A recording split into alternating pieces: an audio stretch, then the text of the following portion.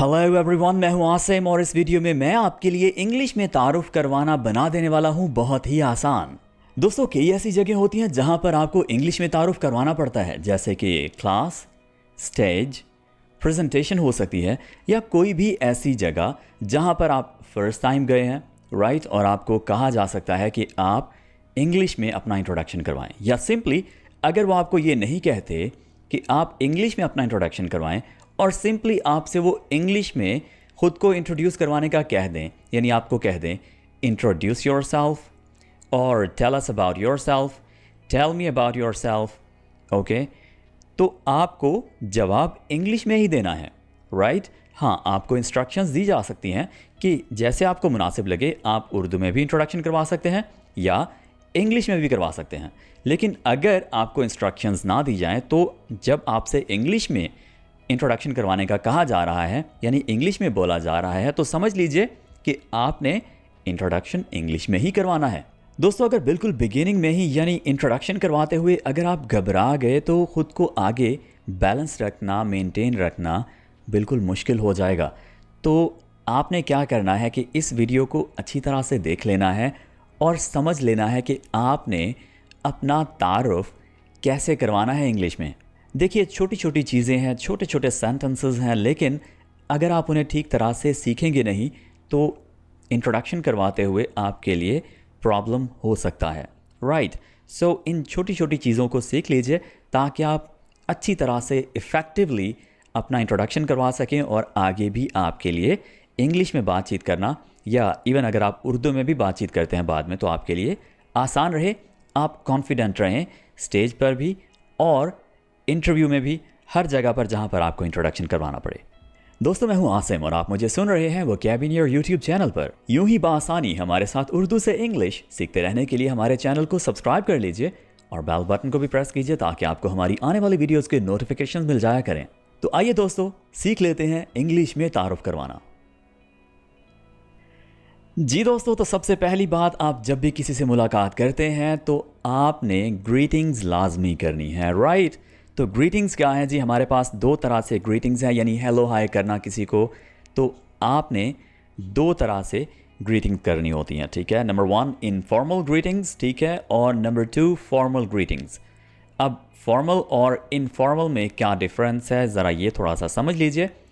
Formal वो greetings होती हैं, वो हेलो हाय होती है जो आप अपनी स्टडीज़ की जगह पर और जहां आपका काम हो, बिजनेस हो, ऑफिस हो, वहाँ पर आप यूज़ करते हैं, ठीक है। ओके, सो फॉर्मल और इनफॉर्मल हमारे पास दो तरह से ग्रीटिंग्स आ गई जी। अच्छा दोस्तों, यहाँ पर हमारे पास आ जाते हैं इनफॉर्मल ग्रीटिंग्स, और ये हम कब यूज़ करते हैं, किन के साथ यूज़ करते हैं? दोस्तों के साथ, उन लोगों के साथ जिनके साथ हमारी खुली गपशप हो, हम उनके साथ बहुत ज़्यादा फ्रैंक हों, दोस्ताना ताल्लुक़ हो हमारा, तो उनके साथ हम ये वाले जो इनफॉर्मल ग्रीटिंग्स हैं ये यूज़ कर सकते हैं, ठीक है। अच्छा, यहाँ पर एक और पॉइंट, ये वाले जो ग्रीटिंग्स हैं ये सारे, ये आपने इन लोगों के लिए यानी जो फॉर्मल हैं उनके लिए यूज़ नहीं करने, जबकि ये वाले जो हैं ये आप इनके लिए यानी इनफॉर्मल वाले लोगों के लिए यूज़ कर सकते हैं, ठीक है। यानी इनफॉर्मल को आपने फॉर्मल वाली जगह पर यूज़ नहीं करना, जबकि फॉर्मल वालों को आप इनफॉर्मल वाली जगह पर यूज़ कर सकते हैं, नो प्रॉब्लम, ठीक है। आमतौर पर आप किसी को भी कह सकते हैं good morning, good afternoon, good evening, right. लेकिन हाउडी एंड व्हाट्सअप या आप अपने बॉस को, टीचर को नहीं कहते, ठीक है। यानी ये ऐसे अल्फाज हैं जो आप जिनके साथ आप यार वाले और बड़ी वाले वर्ड्स यूज़ करते हैं, उनके साथ आप इस तरह के वर्ड्स यूज़ करेंगे, ठीक है। जबकि ये वाले जो वर्ड्स हैं ये आप उनके साथ यूज़ करेंगे जो आपके लिए मुअज़्ज़ज़ हैं, जो आपके लिए रिस्पेक्टेबल हैं, ठीक है, आपसे उम्र में बड़े हैं, तजर्बे में बड़े हैं, ठीक है।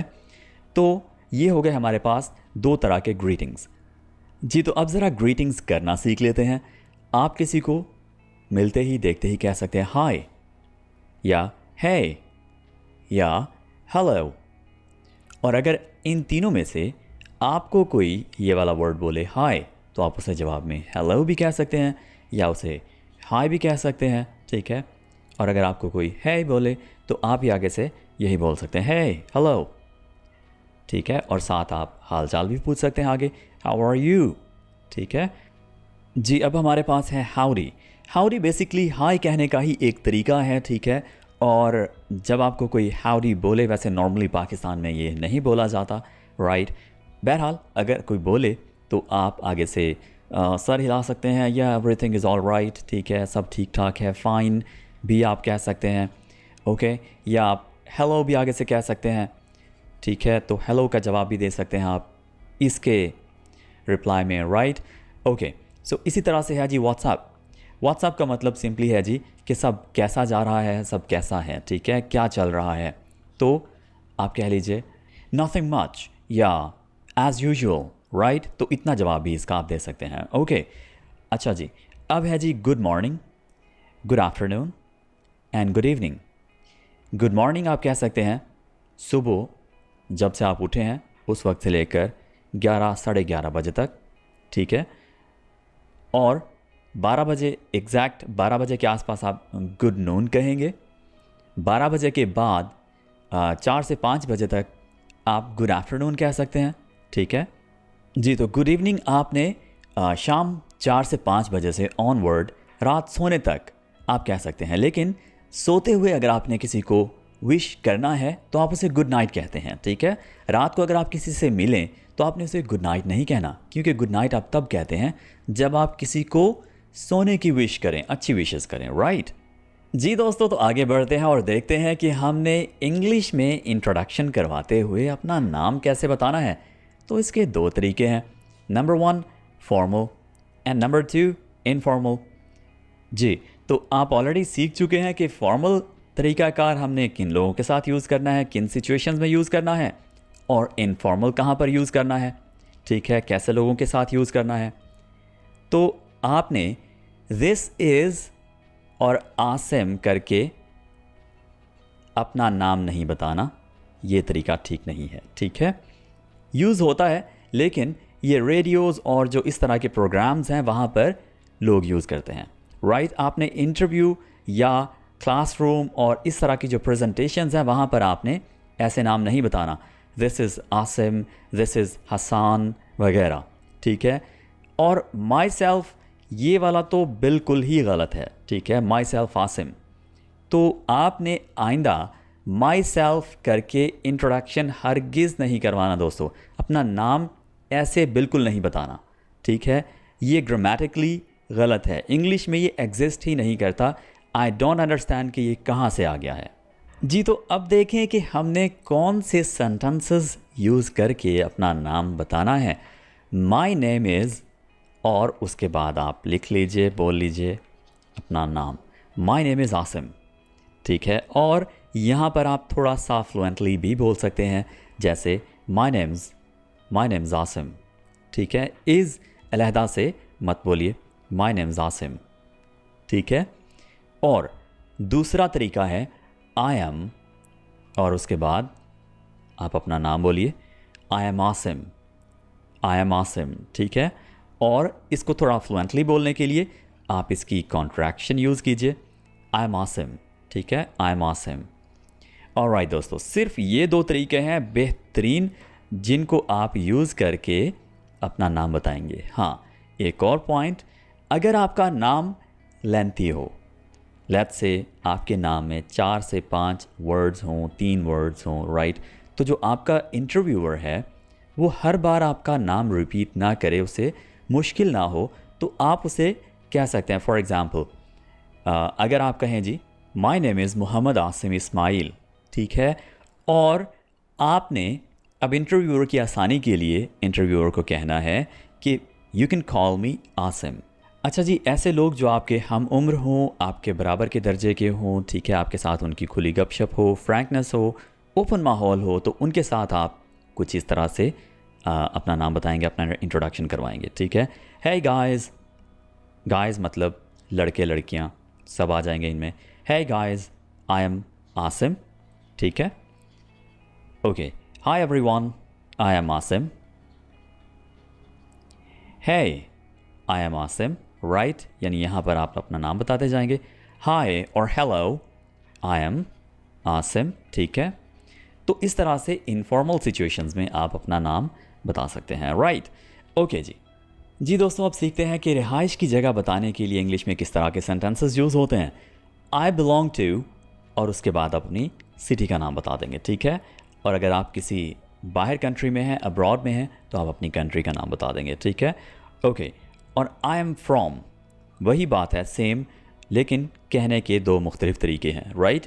I am from and I belong to, ठीक है। ओके जी, अगर आप उसी शहर के हों जहां आपका इंटरव्यू किया जा रहा है, तो आप कुछ इस तरह का सेंटेंस भी कह सकते हैं। आई बिलोंग टू, लेट्स से आप लाहौर से हैं और आपका इंटरव्यू भी लाहौर में हो रहा है, तो आप कहेंगे I belong to Lahore itself, ठीक है। मैं लाहौर से ही हूँ, मैं लाहौर का ही हूँ। आई एम फ्रॉम लाहौर इटसेल्फ, ठीक है।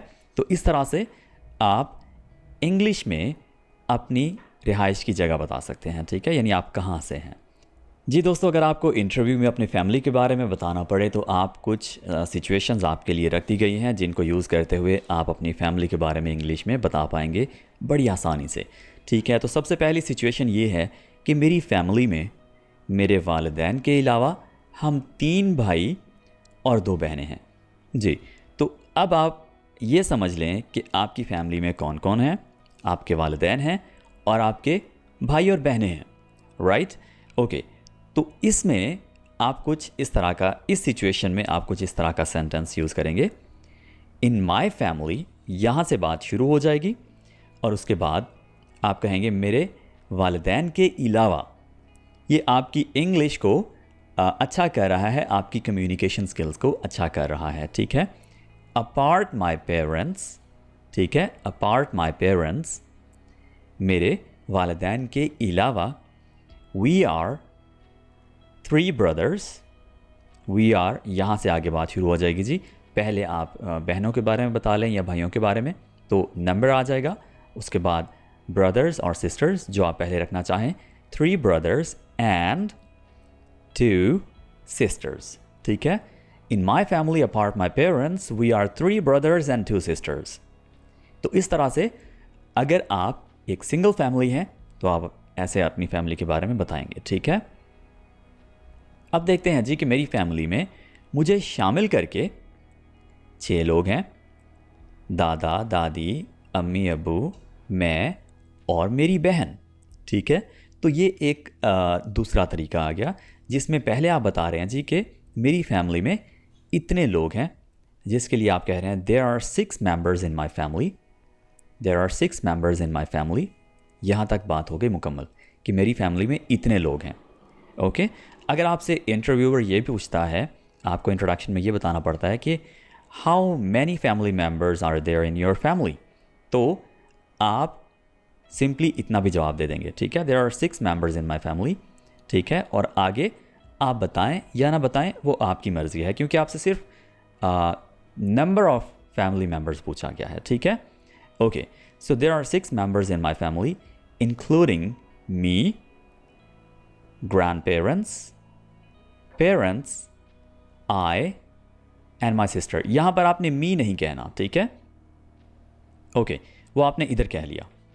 Alright ji, so there are 6 members in my family including me, grandparents, parents, I and my sister। तो आपने इस तरह से ब्रेक्स लेकर आराम आराम से बताना है, ठीक है। आपने भगदड़ नहीं मचा देनी, like there are 6 There are 6 members in my family including me, grandparents, parents, I and my sister, ठीक है। तो इतना मतलब तेज़ी करने की ज़रूरत नहीं है, ठीक है। रुक कर तसल्ली से, तहम्मुल से इंटरव्यू देना है, ठीक है। Okay, There are 6 members in my family including me, grandparents, parents, I and my sister। Okay, so अगर आप तहम्मुल से रुक रुक कर जवाब देंगे तो आपको जो सेंटेंसेस हैं वो भी बनाने का मौका मिलेगा और साथ साथ आप में और ज़्यादा कॉन्फिडेंस बूस्ट होगा और आपका जो इंटरव्यूअर है वो भी आपसे इम्प्रेस होगा। उसे अच्छा लगेगा कि बंदा बड़ा स्टेबल है, ठीक है, बड़ा ठहर के बात करता है, यानी इसे बात करने का अच्छी तरह से आइडिया है, राइट। सो आगे बढ़ते हैं दोस्तों और फैमिली के बारे में मज़ीद मुख्तलिफ सिचुएशंस देखते हैं कि हम फैमिली के बारे में कैसे बता सकते हैं जी। मैं एक इनफरादी ख़ानदान इनफरादी ख़ानदान के लिए यहाँ पर आप न्यूक्लियर फैमिली का वर्ड यूज़ कर रहे हैं। न्यूक्लियर फैमिली अब क्या होती है जी? एक ही पेरेंट्स, ठीक है, और उसके बच्चे जिस फैमिली में हो उसे हम न्यूक्लियर फैमिली कहते हैं, ठीक है। यानी वालिदैन और उसके बच्चे हों, आगे ग्रैंड पेरेंट्स और बाकी जो फैमिली मेम्बर्स हैं वो ना हों, ठीक है। तो उस फैमिली को हम न्यूक्लियर फैमिली कहेंगे। I live in a nuclear family with my parents and 2 sisters. ठीक हो गया जी। तो ये फैमिली के बारे में बताने का एक और अच्छा बड़ा ही खूबसूरत तरीका आ गया, जिसमें आपके पास एक बहुत ही खूबसूरत वर्ड भी ऐड हो गया, न्यूक्लियर फैमिली, ठीक है। अब जी आगे देखते हैं। मेरी फैमिली में 4 लोग हैं, तो फैमिली के मेंबर्स बताने के लिए हमारे पास ऑलरेडी एक सेंटेंस है, there are 4 people in my family. उसके बाद आप लिस्ट बताएंगे जी कौन कौन है। मेरी बीवी, मेरे 2 बेटे और मैं जी। तो my wife, my 2 sons and myself, ठीक है। तो इस तरह से आप अपनी फैमिली के बारे में बताएंगे। ओके, अब देखें जी, अगर आपकी फैमिली बहुत ही छोटी है तो आप ये फ़िक्रे भी यूज़ कर सकते हैं, ठीक है। आई हैव 2 ब्रदर्स एंड 1 सिस्टर। मेरे 2 भाई हैं और एक बहन है। आई जस्ट हैव 1 सिस्टर, या आप यहाँ पर 1 ब्रदर भी कह लीजिए, ठीक है। और या फिर आई एम द ओनली चाइल्ड, ठीक है। I am the only child, यानी मैं अकेला हूँ। जी दोस्तों, तो फैमिली के बारे में आई होप आपने बताना बहुत अच्छी तरह से सीख लिया। अब आगे बढ़ते हैं जी। मज़ीद कुछ सेंटेंसेस हैं फैमिली के बारे में बताने के लिए कि मेरे 2 बड़े भाई और एक बड़ी बहन है। मैं फैमिली में सबसे छोटा हूँ, ठीक है। तो एक ये सिचुएशन है जिसमें आप अपनी फैमिली के बारे में बताना चाह रहे हैं। I have 2 older brothers and 1 older sister. और फिर आप कहेंगे I am the youngest in my family, ठीक है। I am the youngest in my family जी। आई हैव 2 ओल्डर ब्रदर्स, मेरे 2 बड़े भाई, एंड 1 ओल्डर सिस्टर, और एक बड़ी बहन है। I am the youngest in my family, मैं फैमिली में सबसे छोटा हूँ, ठीक है। तो एक ये अलग सिचुएशन आ गई, ठीक है, जिसमें आप अपनी फैमिली में बड़े छोटे होने की भी बात कर रहे हैं। ओके, सो आगे बढ़ते हैं। मेरी सिर्फ एक बड़ी बहन है जो मुझसे 5 साल बड़ी हैं।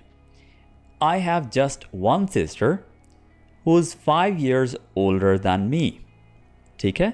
ये जो दैन है ये ई वाला नहीं है, ये ए वाला है, ठीक है। I have just 1 sister who is 5 years older than me। मेरी सिर्फ एक बड़ी बहन है जो मुझसे 5 साल बड़ी हैं। ओके, सो ये वर्ड है हु इज़, एक, ठीक है, हु इज़। इसको हमने शॉर्ट करके कॉन्ट्रैक्शन बनाकर हुज़ कर दिया। ओके, एक हुज़ होता है ये वाला, इसका मतलब होता है किसका, ठीक है। हुज़ पेन इज़ दिस, ये किसका पेन है जी। ओके जी, आगे बढ़ते हैं। आई एम द मिडल चाइल्ड, मैं मंझला बच्चा हूँ, ठीक है, यानी दरमियान वाला। एक बड़ा है एक छोटा है और मैं दरमियान का हूँ। My brother is 2 years older and I have a younger sister. My brother is 2 years older, मेरे बड़े भाई 2 साल बड़े हैं, and I have a younger sister, और मेरी एक छोटी बहन है। अगर आप एक पेरेंट हैं तो आप कह सकते हैं I have 3 kids, 2 girls and a boy, ठीक है। 2 लड़कियां, 2 बच्चियां और एक बच्चा, ठीक है, यानी लड़का। जी दोस्तों, तो फैमिली के बारे में हमने बताना बहुत अच्छी तरह से सीख लिया। मुख्तलिफ सिचुएशंस में आप अपनी जो सिचुएशन है उसके मुताबिक यहाँ से सेंटेंस अरेंज कीजिए और अपनी फैमिली के बारे में बताना सीखिए। ओके, अब दोस्तों तालीम के बारे में हमने कैसे बताना है ज़रा ये सीख लेते हैं। आप सबसे पहले अगर छोटी क्लास में है या किसी भी क्लास में है तो आप कहेंगे आई एम इन क्लास 8, ठीक है, आई एम इन क्लास 8। या आप कह सकते हैं आई एम इन 8th क्लास। यहाँ पर आप इसको 8th या इस तरह से अजीब सी प्रोनाउंसिएशन बनाकर बिल्कुल इसको नहीं बोलेंगे, ठीक है। आपने इसको सिंपल सा बोलना है 8th। अब आपको चीख कर बोलने की ज़रूरत नहीं है कि मैंने TH भी यहाँ पर प्रोनाउंस कर दिया है, लाइक 8th, राइट। आपने ऐसे हरगिज़ नहीं बोलना। आप सिंपली बोलिए आई एम इन 8th क्लास। और आप स्टैंडर्ड भी बोल सकते हैं क्लास की जगह, ठीक है। Okay, so I am in class 8 या आई am in 8th class. Okay, अगर इन के फौरी बाद आप क्लास लगाएंगे तो 8 होगा, और अगर आप इन के फौरी बाद आप नंबर बताएंगे कि कौन सी क्लास में है तो उसके साथ TH लगेगा, ठीक है, यहाँ पर जैसे लगा हुआ है। ओके, और उसके बाद क्लास आ जाएगा। अगर आपकी क्लास है सेकंड तो उसके साथ ND आ जाएगा, ठीक है। अगर थर्ड है तो उसके साथ RD आ जाएगा, ऑलराइट। सो इसी तरह से अगर पाँचवीं है तो 5th आ जाएगा, राइट। सो इन बातों का ख्याल कीजिए। Okay, I am a graduate, और आप पोस्ट ग्रेजुएट भी कह सकते हैं, ठीक है, यानी आप अपने जो डिग्री है आपकी, आपने जहाँ तक ग्रेजुएशन की हुई है आप उसके बारे में बताएंगे। आई एम अ ग्रेजुएट और अ पोस्ट ग्रेजुएट। जी, आप ये भी बता सकते हैं आई एम अ PhD। इसको आपने H प्रोनाउंस करना है, H नहीं करना, ठीक है। ये H नहीं है, ये है H। I am a PhD in computer science, ठीक है। ओके, अगर आपकी तालीम अभी जारी हो, यानी लेट्स से आप सेकेंड ईयर के स्टूडेंट हैं, थर्ड ईयर के स्टूडेंट हैं, ठीक है, या आपका दूसरा साल चल रहा है किसी डिग्री का, तो आप सिंपली कह देंगे आई एम परस्यूइंग और उसके बाद MBBS, ठीक है। तो आपकी डिग्री का टाइटल यहाँ पर आ जाएगा, और उससे पहले आप कहेंगे जी आई एम परस्यूइंग, यानी मैं कर रहा हूँ। ओके, अच्छा जी, I am in MA English first year, ठीक है। यहाँ पर आप अगर ईयर्स के साथ मेंशन करना चाहें कि आपने कितना कर लिया है, कौन सा साल आपका चल रहा है, तो आप इस तरह से बता सकते हैं, ठीक है। I am in MA English first year. जी दोस्तों, सो तालीम के बारे में बिल्कुल आसानी से आप इस तरह से बता सकते हैं। अब देखते हैं जी कि आपकी स्किल्स या क्वालिटी, आप क्या क्या स्किल्स रखते हैं, आपको क्या क्या आता है, ज़रा उस बारे में इंट्रोडक्शन में बात कर लेते हैं। जी, तो सबसे पहले I have done 3 months of speaking English course from Vocabulary in 2020. I've done 3 months of speaking English course from Vocabulary in 2020. अगर आपने किसी इदारे से कोई कोर्स किया हो तो आप इस तरह से बताएंगे I have done, उसके बाद ड्यूरेशन बताएंगे कि कितने माह का कोर्स, यानी अगर 6 मंथ्स का है तो 6 मंथ्स कोर्स, ठीक है। उसके बाद यहाँ पर देखिए जी 6 मंथ्स ऑफ, उसके बाद आप ले आएंगे उस कोर्स का title, for example graphics designing, ठीक है, वीडियो एनिमेशन या वीडियो एडिटिंग, ऑलराइट। इसी तरह से पेंटिंग या कोई भी कोर्स हो उसका टाइटल आप यहाँ पर लिखिए ऑफ के बाद, ठीक है, और उसके बाद आप फ्रॉम लिखेंगे और फिर इदारे का नाम, उसके बाद इन, और फिर ईयर भी लिख सकते हैं, ठीक है जी। तो दूसरा तरीकाकार क्या है, I am also certified in, I am also certified इन, अगर आपने किसी पर्टिकुलर स्किल में आपने कोई सर्टिफिकेट लिया हुआ है तो आप कह सकते हैं आई एम ऑल्सो सर्टिफाइड इन, और उसके बाद वो कोर्स जो आपने कर रखा है, ठीक है। I am also certified in for example YouTubing course, ठीक है, यूट्यूबिंग कोर्स, ओके, या ब्लॉगिंग कोर्स या SEO कोर्स, ठीक है, या डिजिटल मार्केटिंग कोर्स, कोई भी कह लीजिए, तो वो आ जाएगा आई एम ऑल्सो सर्टिफाइड इन, तो उसके बाद उस कोर्स का नाम, ओके। मोरओवर, मज़ीद, आप मज़ीद अपनी स्किल्स के बारे में बता रहे हैं जी, मज़ीद I have done 6 months diploma on graphic designing from, उसके बाद इदारे का नाम आ जाएगा, ठीक है, सो ABC जो भी इदारा है, ठीक है, ओके जी। सो स्किल्स या क्वालिटीज़ के बारे में जो आपने सीख रखा है, जिस चीज़ में आपके सर्टिफिकेट्स हैं, जिस चीज़ में आपका तजुर्बा है, वो आप इस तरह से बताएंगे। जी दोस्तों, तो अब ज़रा अपनी हॉबी के बारे में इंग्लिश में बताना सीखते हैं। इसके लिए आप बिल्कुल सिंपल से वर्ड्स यूज़ करेंगे, माई हॉबी इज़, उसके बाद आप ये वर्ड्स यूज़ कर सकते हैं जो भी आपका हॉबी हो, आप लिसनिंग टू म्यूज़िक कह सकते हैं, रीडिंग बुक्स कह सकते हैं, कुकिंग कह सकते हैं, सिंगिंग कह सकते हैं, ठीक है। My hobby is listening to music, my hobby is reading books, my hobby is cooking, my hobby is singing. या इसी तरह से आप ये भी कह सकते हैं I love listening to music, I love reading books, I love cooking, I love singing, ठीक है। और अगर दो हॉबीज़ हों या दो से ज़्यादा हों तो आप कह सकते हैं माई हॉबीज़ आर और उसके बाद कुकिंग एंड रीडिंग बुक्स, ठीक है दोस्तों। जी तो जब फाइनली आपका इंट्रोडक्शन कंप्लीट हो जाए, आपका इंटरव्यू कंप्लीट हो जाए, तो उसके बाद आपने लास्ट में ये दो सेंटेंसेस में से कोई एक लाजमी कहना है, ठीक है, ताकि आपका जो एंड है वो अच्छा हो, ठीक है। आप अपना इंट्रोडक्शन करवा चुके हैं तो आप कह लीजिए this is all about me, thank you, ठीक है। और फिर आप ये भी कह सकते हैं thank you for taking the time to interview me, ठीक है, thank you for taking the time to interview me. Alright, practice लाजमी कर लीजिएगा इन छोटे छोटे सेंटेंसेस की। ये कहने को तो छोटे हैं, लेकिन जब आप किसी के सामने बैठकर बोल रहे होंगे तो मुश्किल पैदा कर सकते हैं, ख़ास तौर पर जब आप for the very first time बोल। जी दोस्तों, उम्मीद है कि आपके लिए अब इंग्लिश में इंट्रोडक्शन करवाना हो चुका होगा बहुत ही आसान।